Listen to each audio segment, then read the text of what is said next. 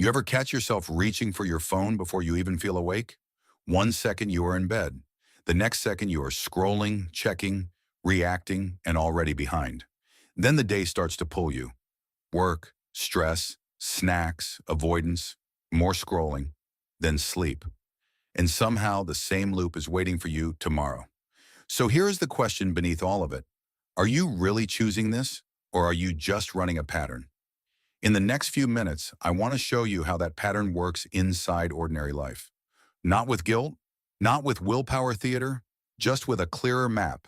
And stay with me, because near the end, I will give you one question that shows why the habit keeps winning in the first place. The truth is simple. Most repeated behavior is not a personality flaw. It is a loop. Something triggers you. You want a state change. You take the easiest response, and the reward teaches your brain to do it again. Once you see that, change stops feeling mysterious. Section 1. Find the cue. Most people think the habit begins with the action. It usually does not. It begins earlier. A notification lights up. A task feels vague. The room gets too quiet.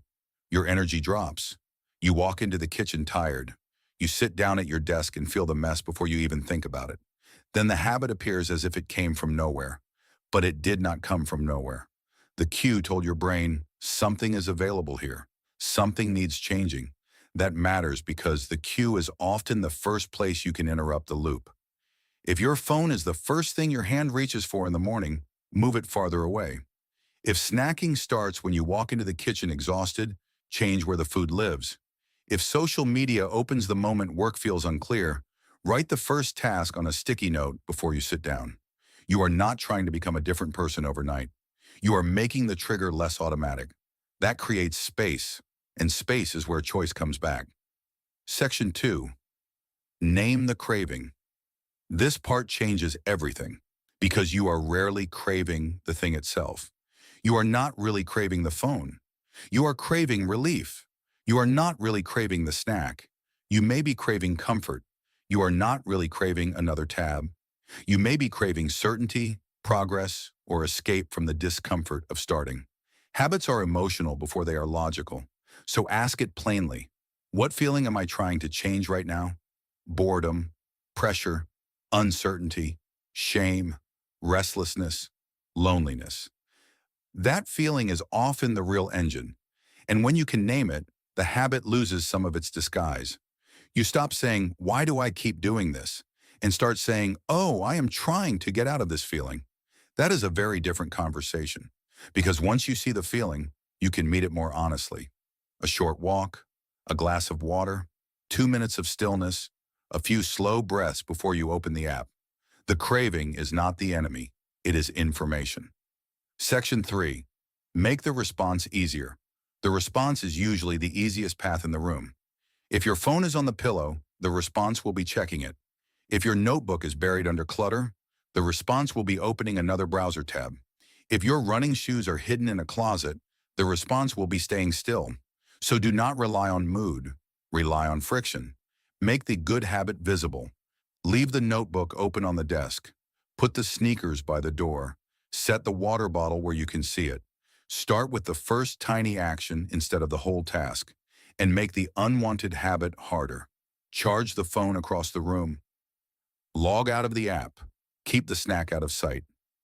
Put a pause between the urge and the action. This works because your brain loves convenience. It does not ask what will help future you.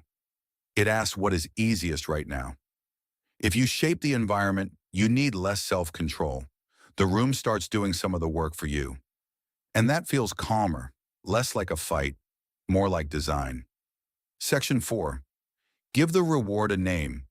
Every loop stays alive because something about it works, at least for a moment. Checking the phone gives you a tiny hit of relief. Snacking gives you quick comfort. Procrastinating gives you a break from pressure. Even if the long-term cost is huge, the immediate reward is what teaches the brain. That is why delayed benefits are so hard to follow. Your mind can understand the future. Your nervous system lives in the present. So if you want a new habit to stick, give it a small reward now. Cross one task off the list. Take a sip of coffee after you start. Say, done, before moving on. Feel the relief of completion, even if the win was small. The goal is not to turn every habit into a celebration. The goal is to show your brain that the new response also leads somewhere good, because repeated relief becomes repetition, and repeated satisfaction becomes identity. Section 5. See what the habit is protecting. This is the deeper truth most people miss. The loop is not only bad, it is trying to help you. That scroll at night may be trying to soothe a tired mind. That snack may be trying to calm an emotional gap. That avoidance may be trying to protect you from uncertainty. That endless checking may be trying to give you a little control when life feels scattered. So no, the habit is not stupid. It is often outdated. It solved a problem once. Now it is creating a bigger one. This is where change becomes less personal and more practical. You stop asking, what is wrong with me? And start asking, what is this habit doing for me that I have not replaced yet? A quiet walk after work can replace the stress scroll. A clean desk can replace the feeling of chaos. A 5-minute planning ritual can replace the panic check. A screen-free evening can replace the numb ending to the day. When you respect the need underneath the habit, you become easier to guide. Less harsh, more precise. Section 6. Run the 4 questions. Take one habit that keeps repeating. Just one. What is the cue? What feeling am I trying to change? What response do I repeat? What reward keeps it alive? Write the answers down. Do not rush them. You are not judging yourself. You are collecting evidence. Now ask the question most people avoid. What is this habit protecting me from? That changes the whole picture. Maybe the habit is not just about pleasure. Maybe it is shielding you from boredom, failure, loneliness, or the fear of starting badly. Maybe it is giving you a familiar feeling instead of an uncertain one. Once you see that, you can change the real entry point.